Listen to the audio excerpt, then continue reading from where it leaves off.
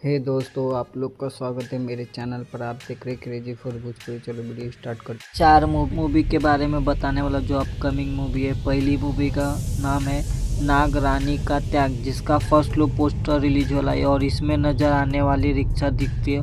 Poster देख के लग रहा है ये मूवी बहुत ज़बरदस्त होने वाला है। इसका ट्रेलर बहुत ही जल्द आने वाला है। उसके बाद बड़की दीदी, जिसका सेकेंड पार्ट आया। पहले पार्ट में अंजना सिंह नजर आया था, लेकिन दूसरे पार्ट में काजल अगवानी नजर आने वाले। पहला पार्ट ने बहुत जबरदस्त चला था, टीआरपी क्या लाया था भाई। ऐसे पहले ऐसे ही अपडेट पाने के लिए मेरे चैनल को सब्सक्राइब करके रखो। भोजपुरी का हर खबर सबसे पहले मेरे चैनल पर। इसको भी वी फॉर भोजपुरी ही प्रेजेंट कर रहा हूँ। उसके बाद नेक्स्ट मूवी है बिटिया दुर्गा माई के, जिसका फर्स्ट लुक पोस्टर रिलीज हुआ। जैसे कि दुर्गा पूजा स्टार्ट होने वाला 22 तारीख से, तो उसी के ऊपर मूवी है। बहुत ज़बरदस्त लग रहा पोस्टर देख के। अब ट्रेलर आने के बाद पता चलता।